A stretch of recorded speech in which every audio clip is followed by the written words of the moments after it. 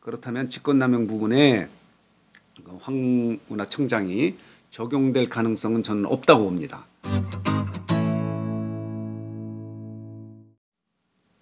자, 안녕하세요. 뉴스장터 장터지기 정작입니다. 뉴스장터 뉴스브리핑 시작하겠습니다. 오늘의 최고 핫한 뉴스는 역시 황운하청장의 고소고발 사건이 울산지검에서 서울지검으로 넘겨졌다는 뉴스입니다. 이 뉴스가 나오자 이 사건은 순간적으로 정치 쟁점화되고 있습니다. 특히 자유한국당은 이 사건이 청와대 하명 사건으로 기획 수사를 한 거다. 말하자면 야당 후보를 떨어뜨리고 여당 후보를 당선시키기 위해서 선거 직전에 압수수색을 통해서 마치 현 시장이 비리에 연루된 것처럼 이렇게 함으로 인해서 낙선시키기 위해서 한 기획수사다 이렇게 주장을 하고 있거든요. 어쨌든 결과적으로 현직 시장인 김기현 후보가 낙선이 됐고요. 송철호 변호사가 민주당으로 나와서 당선이 됐습니다. 근데 이제 의혹을 받는 이유는 뭐냐면 송철호 변호사가 그 문재인 대통령하고 같이 부산에서 함께 변호사 사무실을 운영한 아주 절친이라고 합니다.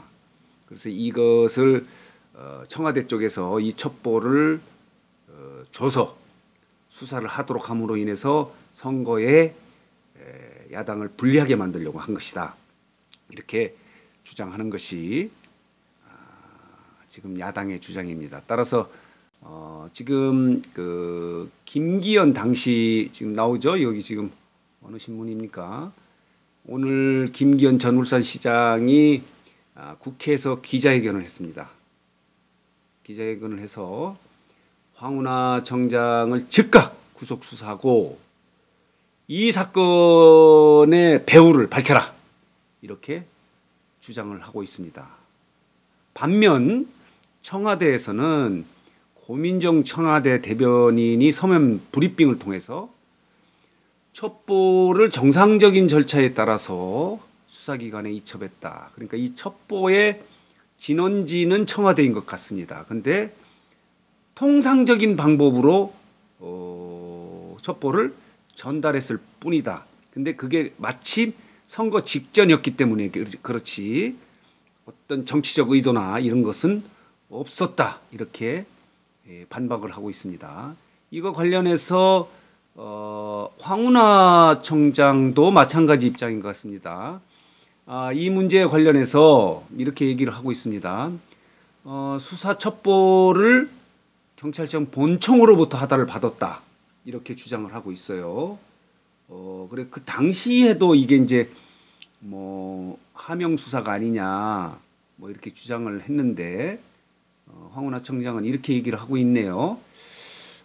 작년 야당 측의 고발이 있던 시점에도 이미 이 하명 수사에 관련된 의혹이 제기돼 있었다 이렇게 주장을 하면서 그 의혹이 사실인지 아닌지, 사실이라면 만약에 첩보가 청와대로부터 왔다 하더라도 통상적인 업무 처리인지 아닌지 따져봐야 그 결과가 말하자면 황 청장이 직권을 남용했는지 여부가 밝혀질 것 같은데요.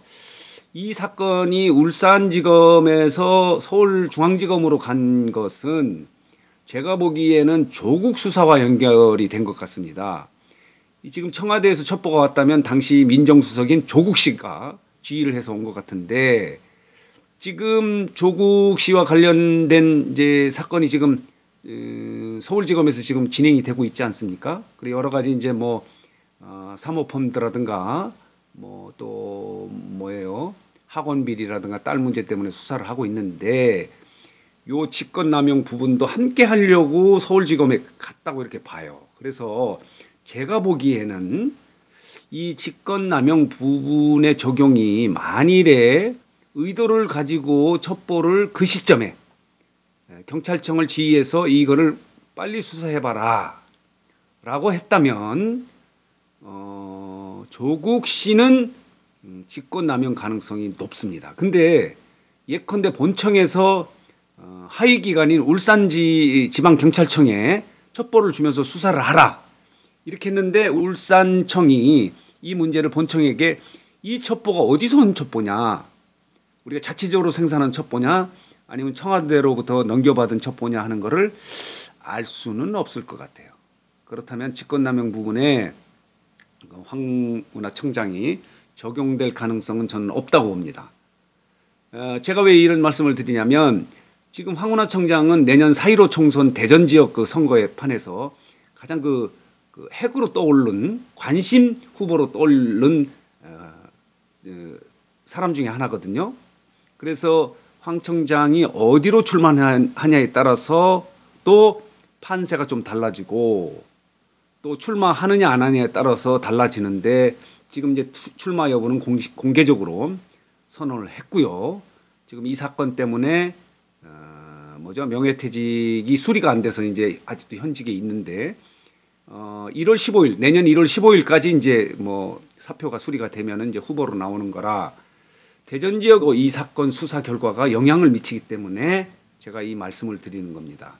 어쨌든 제가 보기에 혹시 이 대전 지역 입장에서 보면은 황운하청장에게 직권남용 부분을 적용하기는 쉽지 않을 것 같고, 근데 이제 고소고발한 내용들이 보니까요, 직권남용만 한 게 아니고 청탁금지법, 김영란법인가요? 이것도 있고 또 뭐 뇌물수수 부분은 없고 골프를 누구하고 같이 쳤다 하는 그런 부분도 있는데 이제 그건 사실관계를 확인해서 되는데 어쨌든 그렇지만은 이 부분이 혐의가 인정이 돼서 불구속 상태라도 기소가 된다면 일단 뭐 사표 수리가 안 되고 그래서 후보로 나올 수는 없습니다. 그래서 황운하청장은 뭐 본인이 당당하다고 그래서 수사를 빨리 해달라고 했는 입장이고 그 결과인지는 몰라도 어쨌든 울산지검에서 서울지검으로 감으로 인해서 수사의 결과는 아마 뭐 한 달 이내에 나오지 않겠나 이렇게 예측이 되고 있거든요. 그래서 그것이 이제 대전 지역에도 영향을 줄 수 있다 이렇게 생각을 해서 제가 이 문제를 뉴스장터가 오늘의 뉴스 핵심 뉴스로 이렇게 정해서 여러분들에게 전달을 하게 되었습니다. 그러니까 저희들이 그 뉴스장터가 뉴스를 단순히 전달하기보다는 지금 제가 이렇게 해석한 것처럼 황운하청장 이 사건이 우리 대전 지역에 미치는 영향, 황운하청장에게 미치는 영향은 어떨 것인가, 선거판에 이런 걸 좀 첨부해서 해설을 하고 해서 구독자가 다른 뉴스보다도 우리 충청 지역의 이익이나 이런 거에 더 연결해서 들을 수 있도록 이렇게 해보려고 노력하고 있습니다. 하여간 여러분들의 큰 관심 부탁드리고요. 그 관심의 표현은 구독입니다. 자, 저 화면 중간에 보면 빨간 글씨에 구독을 좀 눌러주시고요. 그리고 좋아요, 그리고 알림 버튼 눌러주시면 저희들에게 큰 힘이 됩니다. 자, 오늘 뉴스장터 뉴스 브리핑은 여기서 마치겠습니다. 안녕히 계십시오.